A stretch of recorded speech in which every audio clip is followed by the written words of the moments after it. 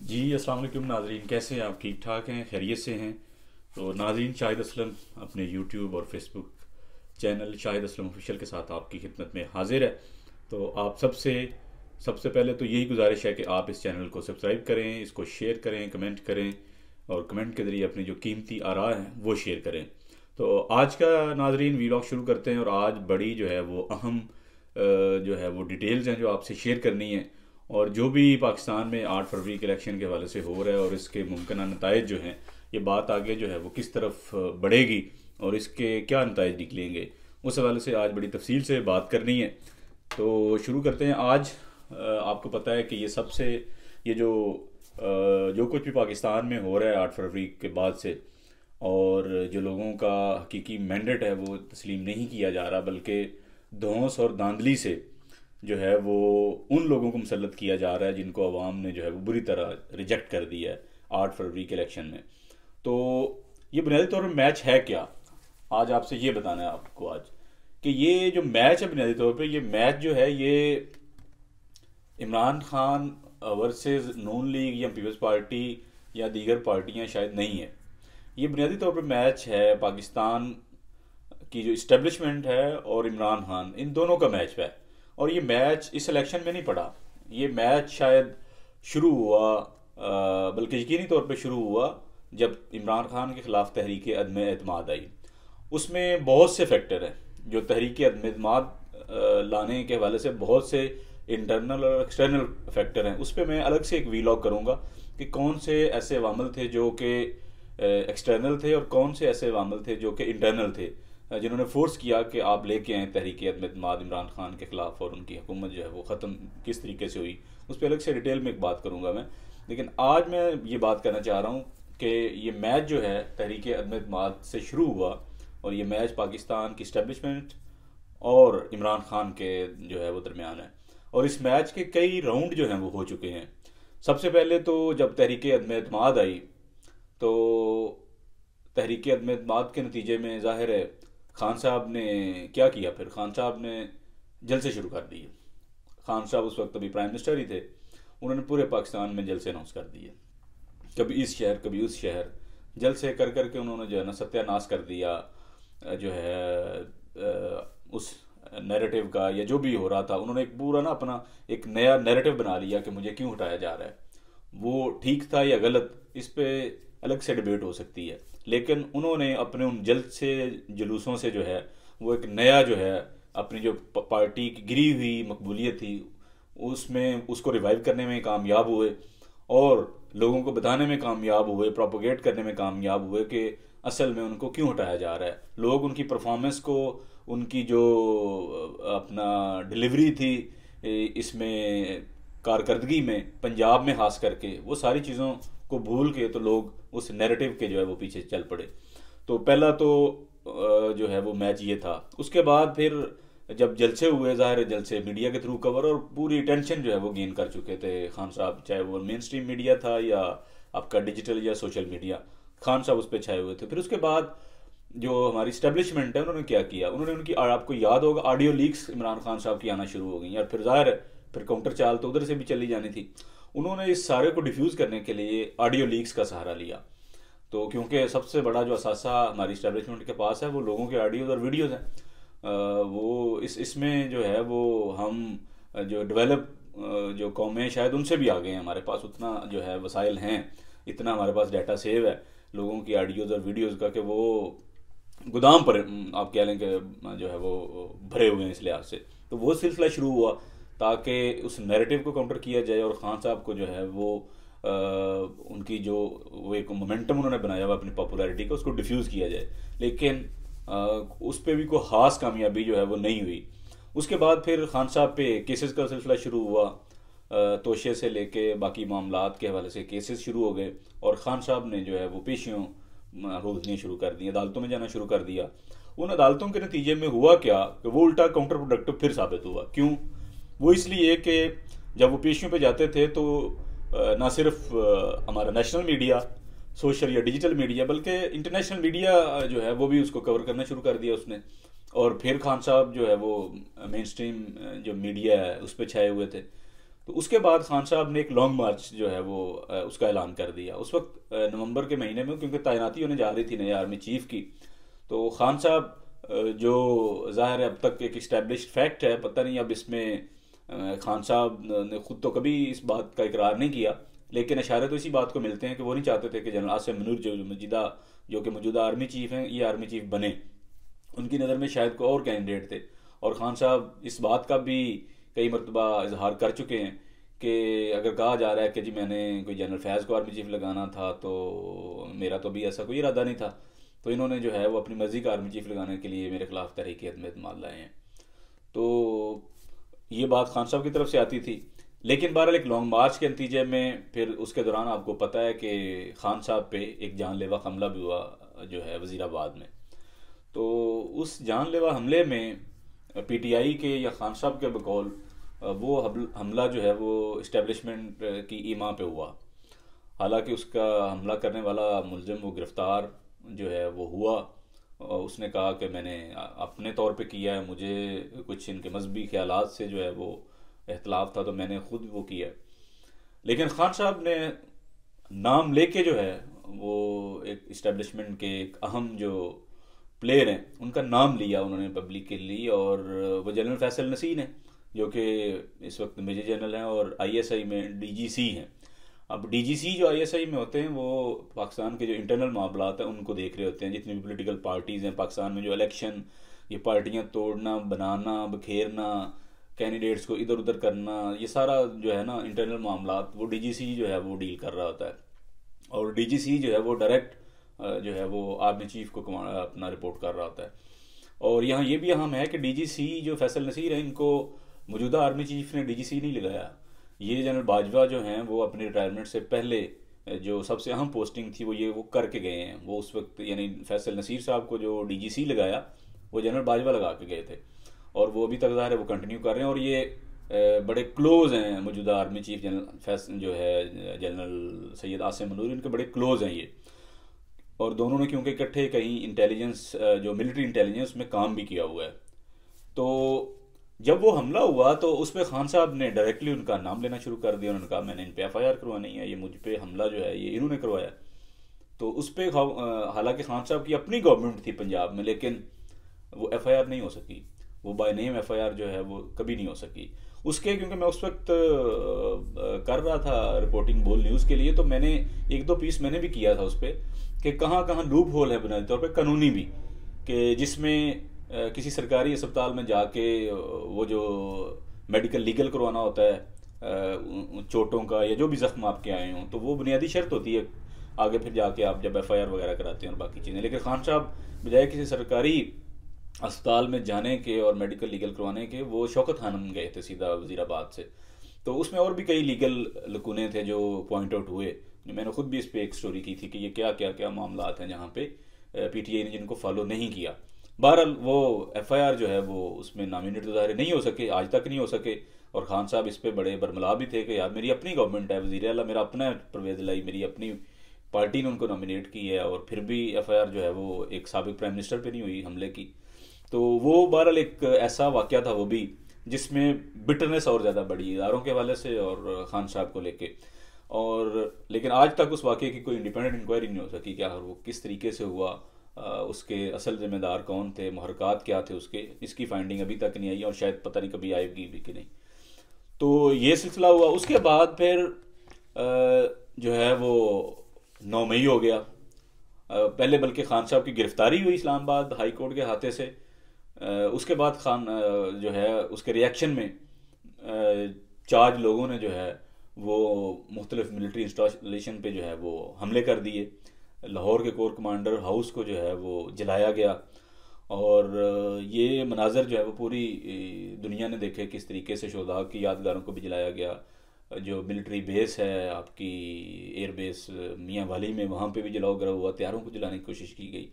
तो ये बड़ा खौफनाक मनाजर थे ये भी। और इस पर भी कोई बड़ी एक डिटेल जो है वो कोई थारो इन्वेस्टिगेशन की ज़रूरत है कि आखिर क्या मामला ऐसे थे। एक फेयर ट्रायल इसका जो है वो इस चीज़ का तकाजा करता है कि आप इन बातों की जो है या इन इतने बड़े वाक़यात जो हैं इनकी कोई फेयर इन्वेस्टिगेशन हो, कहीं पे कोई जुडिशल इंक्वायरी हो, और ताकि हकायक सामने आए लोगों के कि असल में इस सारे मामला किस तरह से हुए। क्योंकि पीटीआई ये दावा करती है कि वो एक फॉल्स फ्लैग ऑपरेशन था, यानी कि शायद मिलिट्री या हमारी इस्टेब्लिशमेंट ने खुद करवाया, उसको बहाना बना के जो है वो हमें रगड़ना था इन्होंने।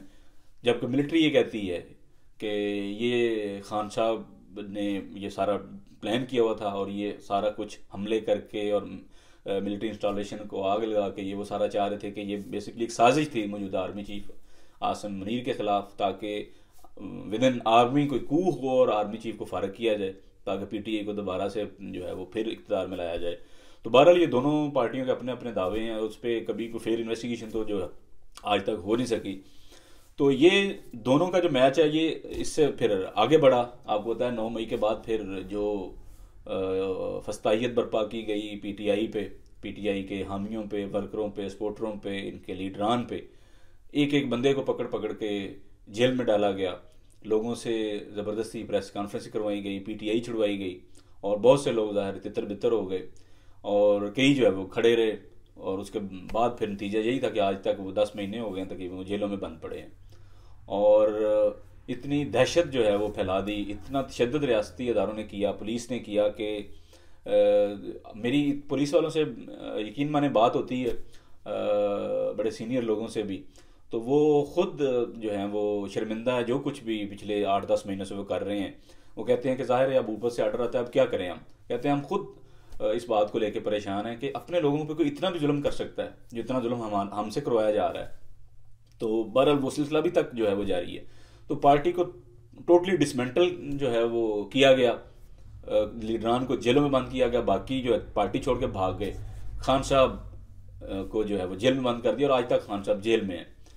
तो जब ये सिलसिला शुरू हुआ तो इतना टेरर और खौफ फैला के फिर इलेक्शन की तरफ जाना था, क्योंकि केयर टेकर सेटअप के साथ आप इतना लंबा अरसा तो नहीं जा सकते, क्योंकि इंटरनेशनल कुछ ऑब्लिगेशन है जो आपने फॉलो करती हैं, आईएमएफ से डील करना है और बाकी तो फिर केयर टेकर सेटअप का एक मैंडेट जो है महदूद होता है। तो आपको इलेक्शन में जाना ही जाना था। इलेक्शन को डिले करते करते आखिरकार फिर 8 फरवरी काजी साहब ने कहा पत्थर की लकीर, 8 फरवरी को इलेक्शन होंगे और फिर इलेक्शन हुए। लेकिन उस इलेक्शन से पहले क्या करना था फिर फर्दर डिसमेंटल करने के लिए या फर्दर जो है वो खान साहब को हराने के लिए एक और जो है वो हरबा इस्तेमाल किया गया, वो था पीटीआई से उसका इंतखाबी निशान लेना। और इसमें हमारी सुप्रीम कोर्ट जो है मौजूदा चीफ जस्टिस हैं वो उसमें बिल्कुल पार्टी बने, उन्होंने इंट्रा पार्टी की बुनियाद पे इसमें, हालांकि पीटीआई की अपनी भी गलतियां कोताहियां हैं जो कि उन्हें पूरी करनी चाहिए थी, लेकिन उसकी इतनी बड़ी सजा उनको नहीं दी जा सकती थी कि पूरी की पूरी पार्टी से आप इंतखाबी निशान ही ले लें। लेकिन अब जाके वो समझ आ रही है जैसे जैसे चीज़ें 8 फरवरी के बाद अनफोल्ड हो रही हैं कि वो भी शायद कोई ग्रेटर डिज़ाइन का हिस्सा था कि इनसे इंतखाबी निशान भी जो है, क्योंकि बहुत से लोग ये बात जो इस्टेब्लिशमेंट के करीब हैं, बहुत से लोग पहले भी ये बात करते थे कि बैलेट पे बल्ला नहीं होगा, जो मर्जी हो बल्ला नहीं होगा।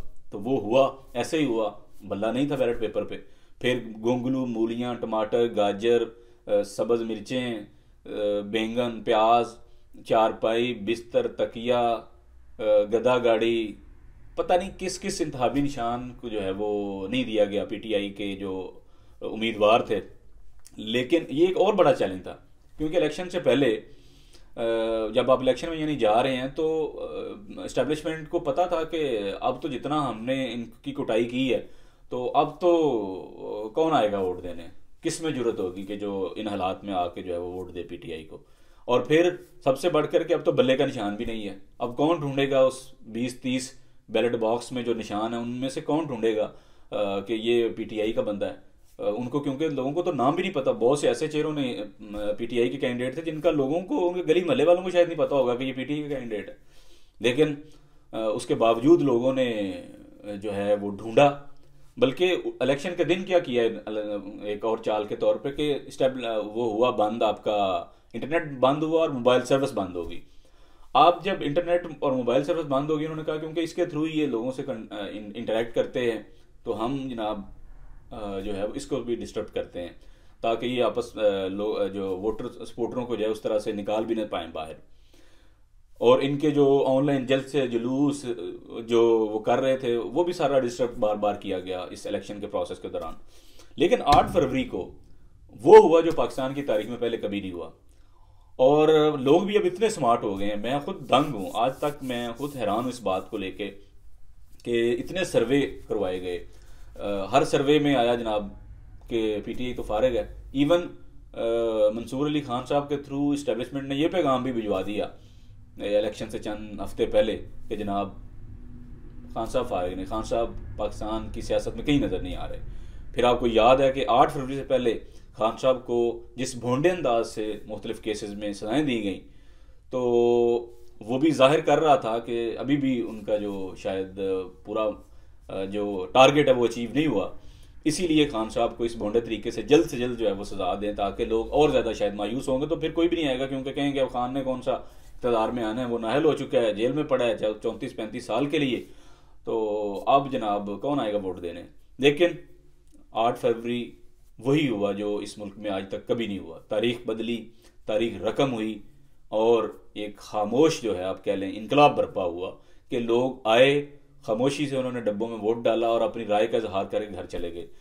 अब बिलीव करें, लोग जाके मीडिया वाले पूछते थे ना किसको वोट देने आए हैं, वो कहते थे यार बस पता नहीं, हम बस जा रहे हैं, वोट जो बेहतर लगा कैंडिडेट दे देंगे।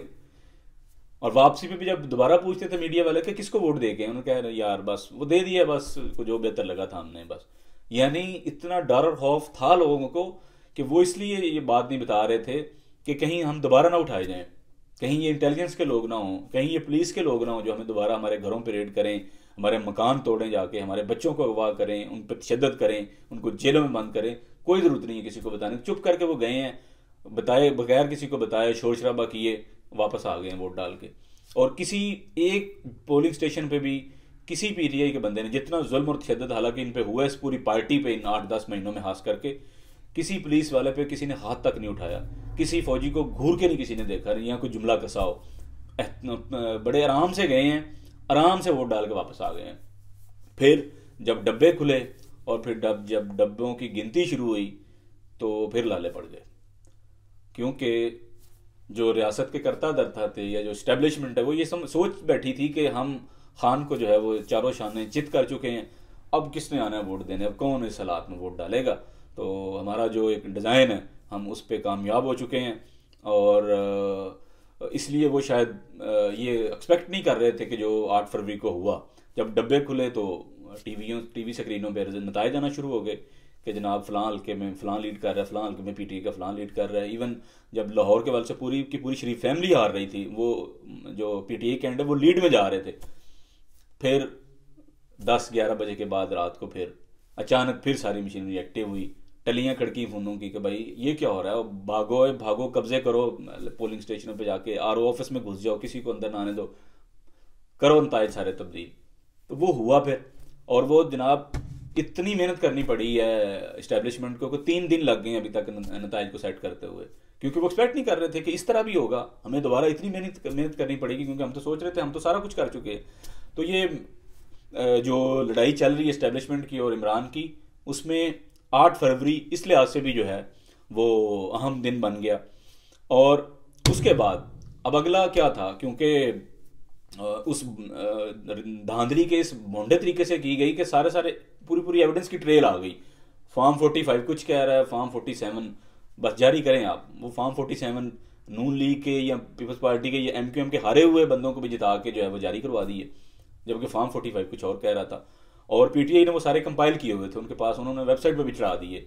अब होना तो ये चाहिए था कि इलेक्शन कमीशन फॉर्म 45 जारी कर देता हर हल्के के, या नून लीग या पीपल्स पार्टी जहाँ से नून पीटीआई का दावा था कि हम जीते हैं, हमें हराया गया है, वो फॉर्म 45 जारी हो जाता है, या पूरे के पूरे पाकिस्तान के 265 के 65 कौमी असम्बली के हल्कों के या सूबाई असम्बलियों के हल्कों के जारी कर देता फॉर्म 45, सारी क्लैरिटी आई थी। लेकिन ऐसा नहीं हुआ, क्यों? इतना बड़ा धांधला किया गया, तो वो ये कैसे फॉर्म 45 जारी कर सकते थे? वो नहीं कर सकते थे, ना उन्होंने किए ना ये करेंगे। तो जब ये हुआ तो उसके बाद अब फिर दोबारा स्ट्रेटजी बनी कि अब खान तो ये तो ले गया फिर हमें, तो भाई उसके बाद फिर जो है वो वही पीपल्स पार्टी और नून लीग वो इस्टेब्लिशमेंट की, क्योंकि पिछले 1.5 साल से उनके साथ पपियाँ जपियाँ चल रही हैं, तो उन्हें दोबारा फिर ऑन बोर्ड लिया, क्योंकि उनका अपना सर्वाइवल का मसला है और उधर भी सर्वाइवल का मसला है। तो फिर इनको कहा गया कि आप मिलजुल के जो गवर्नमेंट बनाएं, क्योंकि वगरना खान जो है वो किसी को नहीं छोड़ेगा। तो अब वो सिलसिला जो है वो जारी है। आज़ाद उम्मीदवारों को पकड़ पकड़ के जो है ज़ोर ज़बरदस्ती वो नून लीग में, कुछ पीपल्स पार्टी में फेंका जा रहा है, और इनकी जो है वो ज़ोर ज़बरदस्ती गवर्नमेंट बनाई जा रही है, पंजाब में भी और फेडरल में भी।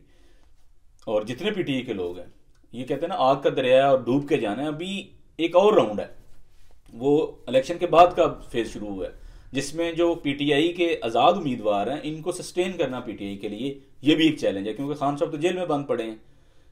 जब खान साहब जेल में बंद हैं और शाह महमूद कुरैशी जेल में बंद हैं, क्योंकि वो नंबर 2 थे पीटीआई में, और जितना उनका पॉलिटिकल एक्यूमेंट है, 3 दहाइयों से ज़्यादा का अरसा हो गया उनको पॉलिटिक्स में, शाह महमूद कुरैशी साहब को, तो वो पार्टी को संभाल सकते थे, लेकिन वो भी जेल में बंद हैं खान साहब के साथ साइफर केस में। अब पीटीआई के पास उस तरह की लीडरशिप बाहर मौजूद ही नहीं जो इन सारे आज़ाद उम्मीदवारों को जो है वो सस्टेन कर सके या इनको संभाल पाए। तो अब होगा क्या? अब वही होगा कि जो अब जिस तरीके से अब इस्टेब्लिशमेंट का अगला प्लान ही ये है कि जितने आज़ाद उम्मीदवार हैं इनको ज़ोर ज़बरदस्ती जो है, जो पीटीआई के प्लेटफॉर्म से जीते हैं, इनको क्योंकि उनमें से काफ़ी ज़्यादा तो रुपोश हैं, काफ़ी ज़्यादा जेलों में ऑलरेडी बंद हैं। अब होगा क्या कि उनमें से जो, अब क्योंकि हलफ होना है ना, अब कौमी असम्बली के जो उम्मीदवार जीते हैं उन्होंने आके हलफ लेना है, एक आध दिन में या 2-4 दिनों में असम्बली का सेशन कॉल हो जाएगा। तो उसका होगा क्या कि लिस्टें ऑलरेडी बनी हुई हैं, कुछ तो ऑलरेडी जेलों में बंद हैं, शायद उनको जेल से ही ना आने दिया जाएगा, और कुछ जो रुपोश हैं वो गिरफ्तारी के डर से नहीं आ सकेंगे शायद, या उन्हें नहीं आने दिया जाएगा, अगर कोई आएगा या आना चाहेगा तो उसको गिरफ्तार किया जाएगा। यानी ये एक और अभी इम्तिहान है इश्क का, जो पीटीआई के जो लोग जीते हुए हैं उनको अबूर करना है। तो ये अगेन इट्स टफ कॉल, ये भी एक जो है वो तगड़ा जो है इम्तिहान है पीटीआई के लिए और उसके जो जीते हुए उम्मीदवार हैं या खान साहब की पार्टी है उनके लिए। तो खान साहब तो क्योंकि जेल में बंद हैं, अब देखना ये है कि क्या ये मुकाबला जो है जो पिछले 1.5 साल से तकरीबन जारी है, यह जीतेगा कौन। अभी तक जितना भी ये मैंने आपको वाक़यात गिनवाए हैं, इसमें तो खान साहब जो हैं पॉलिटिकली तो साफ नज़र आ रहा है कि इस्टेब्लिशमेंट जो है वो हारी है, इस्टेब्लिशमेंट की हर चाल जो है वो उल्टा पड़ी है, वो नाकाम हुई है। अभी आगे देखते हैं इस सेटअप में, क्योंकि जब पॉलिटिकल गवर्नमेंट आ जाती है तो इसको कितना अर्सा चला सकेंगे, क्योंकि मैंडेट इनके पास है नहीं, धौंस और धांधली से इनको ऊपर ज़बरदस्ती बिठाया जा रहा है लोगों पे, तो ये कितना अर्सा चला सकेंगे।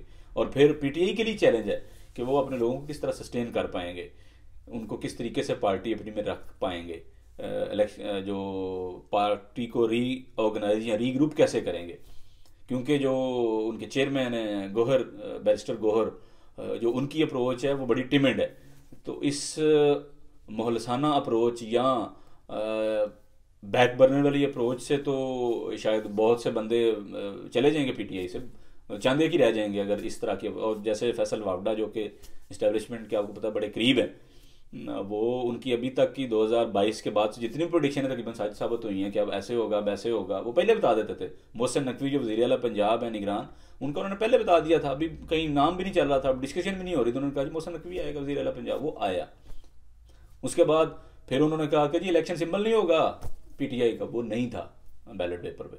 अभी उन्होंने कल परसों कह रहे थे कि ये जो आज़ाद हैं ये तितर बितर हो जाएंगे, इधर उधर पार्टियों में इनको जो है वो फेंक दिया जाएगा।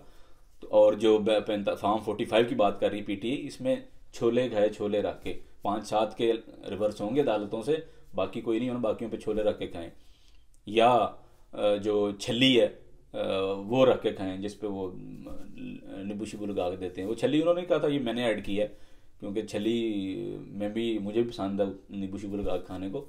तो बात ये है कि वो क्या कह रहे हैं कि फॉर्म 45 रद्दी की टोकरी में जाएगा, एविडेंस लेके लगे फिरे ये पीटीआई, किसी ने नहीं सुननी इनकी, किसी ने नहीं सुननी, और ये सेटअप को चलाने की कोशिश जोर ज़बरदस्ती इसी तरीके से की जाएगी।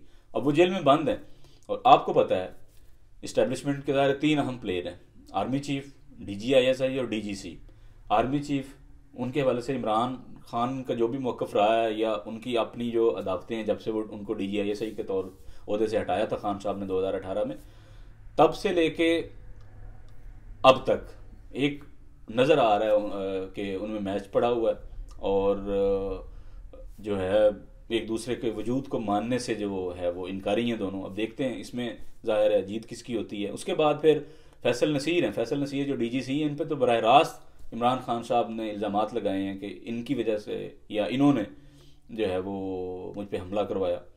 तो अब जाहिर है वो भी इस्टेब्लिशमेंट का एक अहम जो हैं वो प्लेयर हैं। और तीसरे जो DGISI हैं ख़ुद जनरल नदीम अंजुम आपको तो रिटायर हो चुके हैं, लेकिन एक्सटेंशन पे जो है वो चल रहे हैं।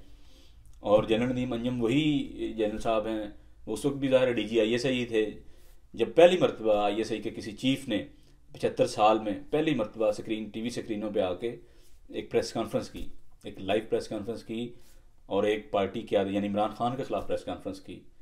और उस प्रेस कॉन्फ्रेंस में ज़ाहिर है उनका जो भी मौक़िफ़ था मिलिट्री का या उनके जो खान साहब के इल्ज़ाम थे उनका जो है वो जवाब दिया गया। तो ये एक टफ कंपटीशन है, ये नर्व्स की जंग है, ये एक साइकोलॉजिकल जंग है। एक तरफ पूरा अदारा, पूरी रियासत के अहम तरीन अदारे जो हैं जिनको हर तरह की सहूलत, जो 75 साल से इस मुल्क पे जो है वो काबिज़ हैं, हुक्मरान है इस मुल्क पे, हर तरह का जो है वो हर तरह के वसाइल उनके पास हैं। और एक तरफ दूसरी तरफ एक खिलाड़ी है, एक क्रिकेटर है जिसने ज़िंदगी में उसने भी कभी हार नहीं मानी और वो एक स्टार प्लेयर रहा है। उसने स्टारडम का हाईएस्ट लेवल अचीव किया है। 92 का वर्ल्ड कप ज़ाहिर उनकी कप्तानी में जीता। हालांकि ज़ाहिर प्लेयर सारों की एज ए टीम वर्क आप जीतते हैं ना, तो लेकिन लीडरशिप तो उन्हीं की थी। उसके बाद फिर उन्होंने अस्पताल बनाया। पाकिस्तान में इस नौयत का कोई अस्पताल गवर्नमेंट भी आज तक नहीं बना सकी और वो दो में बन गए, तीसरा बनने जा रहा है। KPK में शायद बन रहा है तीसरा, कराची और लाहौर में तो मैं बन गए, तीसरा KPK में शायद बनने जा रहा है। वो बना दिए कैंसर हॉस्पिटल। उसके बाद फिर नमल यूनिवर्सिटी है और उसके बाद फिर जब सियासत में आते हैं तो सियासत आप देखें कि प्राइम मिनिस्टर तक वो बन गए पाकिस्तान के। और यकीनी तौर पर उसमें ज़ाहिर है इस्टेब्लिशमेंट का बहुत बड़ा किरदार रहा, उनको बढ़ाने चढ़ाने में, उनकी पार्टी को जो है वो प्रमोट करने में और प्राइम मिनिस्टर तक बनाने में। क्योंकि 18 के इलेक्शन में जितनी धांधली हुई वो सबके सामने है। लेकिन ये जो 24 का इलेक्शन है इसने तो सारे रिकॉर्ड तोड़ दिए ना तारीख के। और उस बंदे ने जिसने ये सारा क्राइसिस देख लिया, बीवी उसकी जेल में पड़ी है, हर तरह का मुकदमा उसने झील लिया, हर तरह से उसको जलील किया गया, ऑडियो रिलीज करके उसके खिलाफ प्रेस कॉन्फ्रेंसें करवा के केसेस बना के अब फाइनल तकरीबन राउंड में चीज़ें पहुंच गई हैं। एक तरफ खान साहब जिन्होंने हार नहीं मानी, कभी हार नहीं मानी, और मेरा नहीं ख्याल वो हार मानेंगे भी, बल्कि खान साहब जो हैं वो ज़ाहिर है उनकी जो सारी ज़िंदगी इस बात की अक्स है कि वो फाइटर हैं। और एक तरफ पूरा एक अदारा है जिसके पास हर तरह का वसाइल और रिसोर्स मौजूद है और खान साहब को जो है वो जेर करने की कोशिश की जा रही है, मुसलसल जेर करने की कोशिश की जा रही है। अभी तक तो मैं नहीं समझता कामयाबी मिली है उनको, जेल में बंद करके भी कामयाबी नहीं मिली। क्योंकि खान साहब ने ना तो बाहर जाने की कोई फरमाइश की है और ना आज तक उनके कोई प्लेटलेट गिरे हैं, ना उनका ब्लड प्रेशर जो है वो कम हुआ है, ना किसी अस्पताल में जाने की उन्होंने दरख्वास्त की है, ना उनको कभी बुखार हुआ है, ना खांसी हुई है। वगरना हमारे पॉलिटिशियन जेलों में जाते हैं तो 2-4 दिन भी नहीं निकलते, मुझे फलानी बीमारी है, मेरा फलाना टेस्ट होने वाला है, मुझे उस अस्पताल ले जाएं, मैंने वहाँ नहीं रहना, मुझे ये चाहिए, मुझे वो चाहिए। तो ये तो सबके सामने है। ये बड़ी अजीब बात है कि खान साहब ज़ाहिर है जेल में होने को, क्योंकि मैं खुद अडयाला जेल में चंद दिन गुजार के आया हूँ। जेल का एक अपना स्ट्रेस होता है एक आप पे, क्योंकि आप एक कैद में हैं, आप एक चार दीवारी, बेशक आप साबिक प्राइम मिनिस्टर हैं, आपको एक कमरा या एक शक्ति भी दिया गया होगा, लेकिन आप खुल डुल के किसी से इंटरेक्ट नहीं कर सकते, वो एक चार दीवारी में आप बंद हैं। और जिस बंदे ने इतना स्टारडम जो है वो एंजॉय किया हो पूरी दुनिया में स्पोर्ट्स में, और फिर अस्पताल बनाएं, फिलंथ्रॉपी में जाएं तो अरबों रुपया जो है हर साल पाकिस्तानी आपको दें इन अस्पतालों को चलाने के लिए, फिर आप प्राइम मिनिस्टर तक बन जाएं, तो उसके बाद जाहिर है ये जेलें, मैं खुद हैरान हूँ कि अभी तक उनको कोई किसी तरह की बीमारी सामने नहीं आई खान साहब की।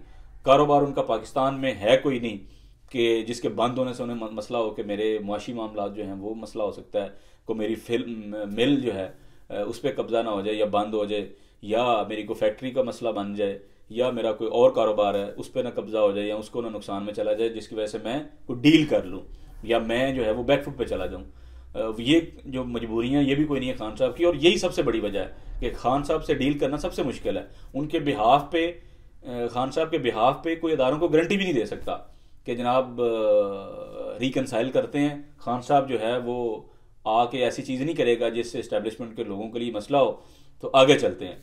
वो भी कोई बंदा गारंटी देने को तैयार नहीं है खान साहब की, कि खान साहब की गारंटी हम नहीं दे सकते, क्योंकि ये बंदा किसी की नहीं सुनता। तो अब आपको ज़ाहिर है इन मामलात के हवाले से आगाह करता रहूँगा इस हवाले से। और देखें इस कंपटीशन में जो है वो एक चीज़ ज़रूर हुई है कि पहली दफ़ा पाकिस्तानियों ने खुल के इस बात का इजहार किया है कि वो जमहूरियत के साथ हैं, वो रूल ऑफ लॉ के साथ हैं, वो नौजवानों के साथ हैं। और एक और इसमें अहम चीज़ के नौजवानों ने इस मरतबा जो है वो हमेशा अलूजन का शिकार रहे, या हमेशा उन्होंने डिसएसोसिएट रखा ज़्यादातर इन मामलात को लेके। लेकिन अब वो इतने बाशऊर हो चुके हैं, उनके पास इतनी इन्फॉर्मेशन आ चुकी है कि वो इतने चार्ज हैं कि वो चाहते हैं कि हम भी इस मुल्क की बेहतरी के लिए जो भी हो सकता है हम वो करें। और ख़ासकर सियासी मामलात में देखिए कितने नौजवानों ने इस मरतबा हिस्सा लिया, और दीगर पार्टियों ने भी इसी तरह कई नौजवानों को जो है वो मौका दिया, मजबूर किया कि वो भी मौका दें। पीपल्स पार्टी से पहली दफ़ा एक देखे ना, एक शायद कोई हिंदू खातून है, वो भी KPK वगैरह से मैं ख्याल पहली दफ़ा उन्हें लड़ी, और एक हिंदू मर्द है मेरा ख्याल है वो भी थरपार कर, ये पता नहीं किस साइड से वो ये दोनों कैंडिडेट जो हैं खवातीन जो खातून और मर्द हैं, ये मैं हिंदू मज़हब से हैं और वो जीते हैं। ये एक बड़ा ज़बरदस्त चेंज है, और मुस्लिम मेजॉरिटी इलाकों से जीते हैं। तो ये एक पॉलिटिक्स में हमारी में ये बड़ा अच्छा एक जेस्चर है। लेकिन एट द एंड वही कि इस लड़ाई में देखते हैं जीतता कौन है। अभी तक खान साहब मेरे असेसमेंट के मुताबिक तो नहीं हारे। ये आपको मैंने मिसालें इतनी गिनवाई हैं तहरीक अदमत माज से अब तक इस्टेब्लिशमेंट की सारी चालें नाकाम हुई हैं। अब आगे का हमें नहीं पता, खान साहब को डील कर लेते हैं, नहीं करते, सरेंडर करते हैं या नहीं करते, या इस्टेब्लिशमेंट जो है वो उनसे आगे फर्दर किस तरह से डील करती है, किस तरह से PTI से डील करती है। ये आने वाला वक्त जो है वो इस बात को बताएगा। आपको इस हवाले से मैं मुसलसल जो है वो आगाह किए रखूँगा।